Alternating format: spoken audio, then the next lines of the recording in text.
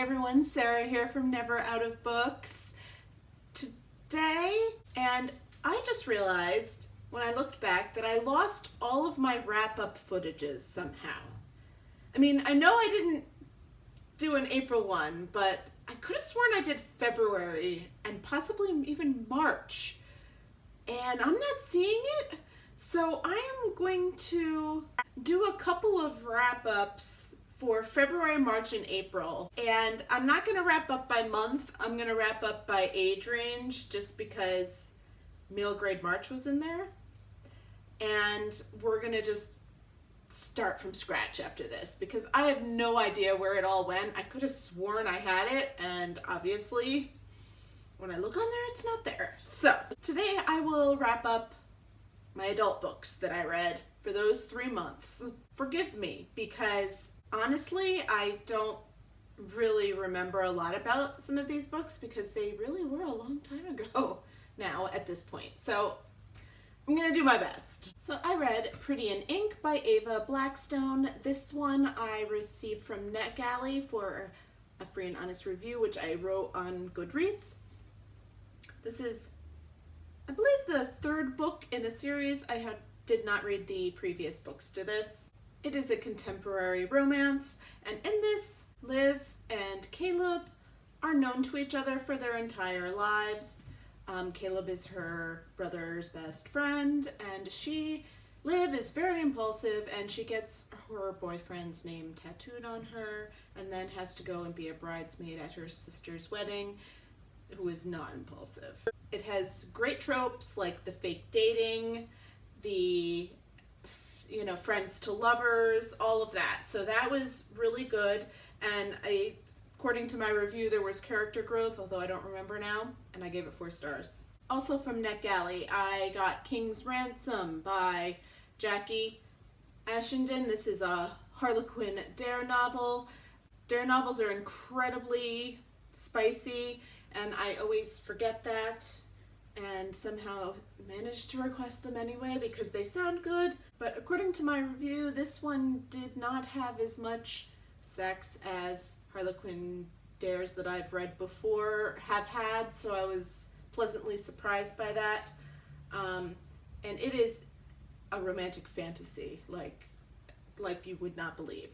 But it was not my sort of book. It was a little bit difficult to buy into for me, so I ended up giving it 2 stars. Also from NetGalley, I read and reviewed An Unwilling Earl by Sharon Cullen.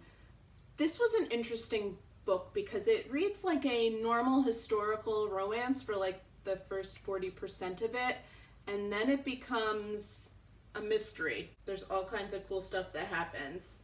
And it had the marriage of convenience trope, which is something that I enjoy reading. Wasn't a fan of the main female character.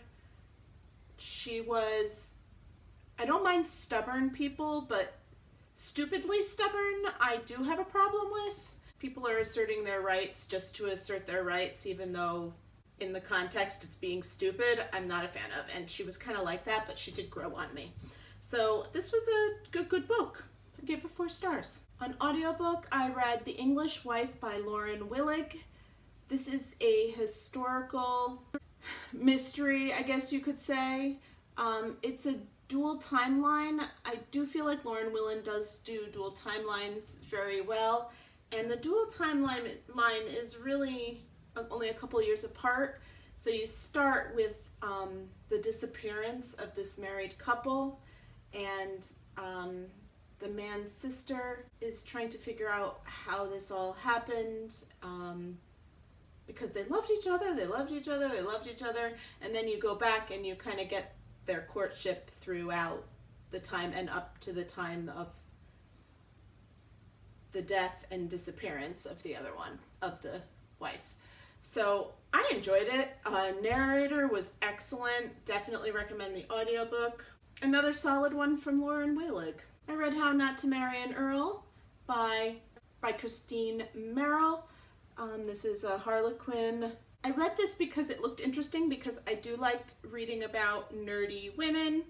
Unfortunately, this one didn't quite do what I wanted it to do. So if I recall correctly, I couldn't recall specifics, but I do remember when I look at the cover that I was a little bit disappointed. So I did not give it a very high rating. I also read Six Impossible Things by Elizabeth Boyle.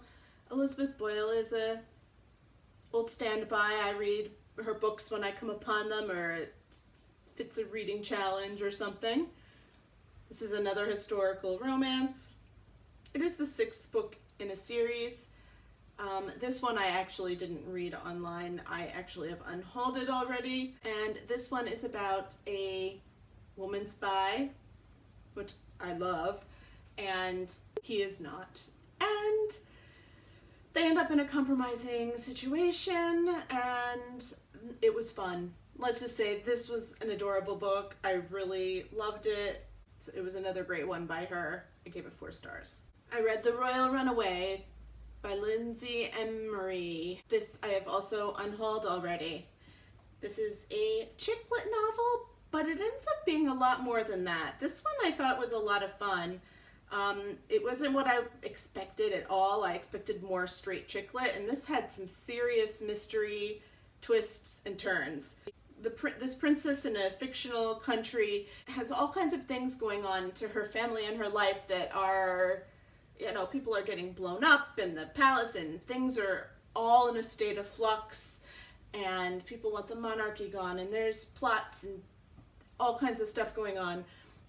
And so she teams up with a spy who seems to be the only one who's not killing her to try and figure out what in the world is going on. So a lot of this book is on the run, but it wasn't what I was expecting. It was a little bit more deep than I was expecting. As a result, I enjoyed it tremendously more, and I gave it 4 stars. I finished up the Spindle Cove series with Do You Want to Start a Scandal by Tessa Dare. This is a historical romance.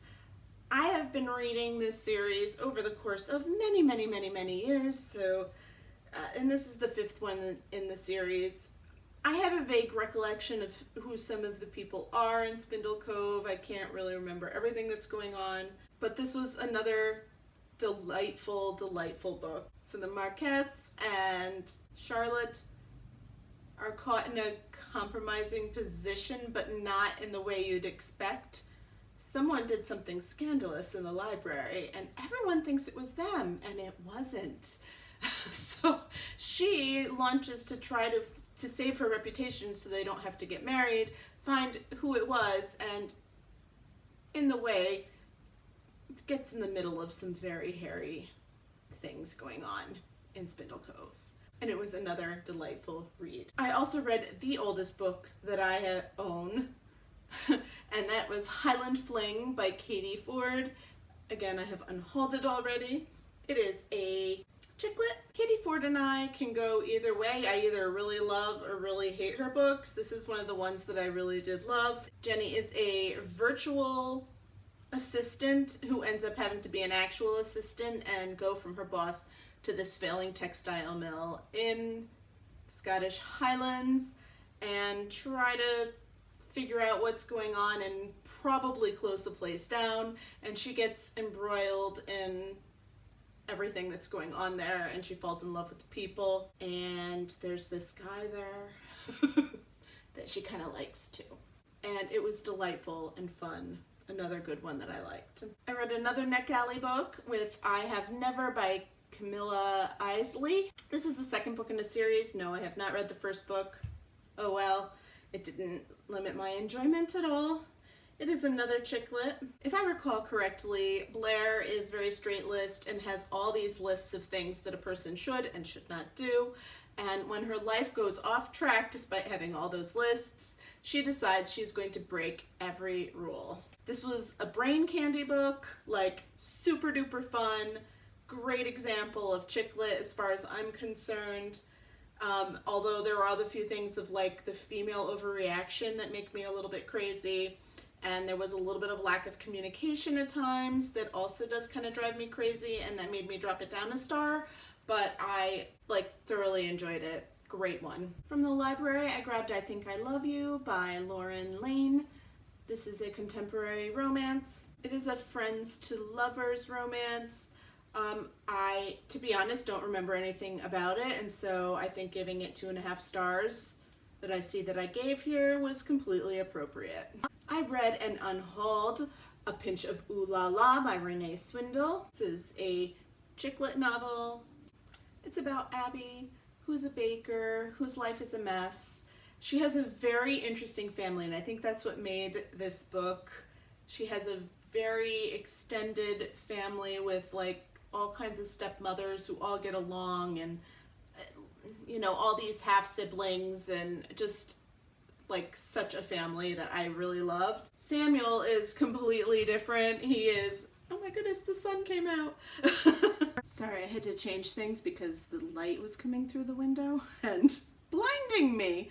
And I thought that the sun was actually going down, but apparently it's not.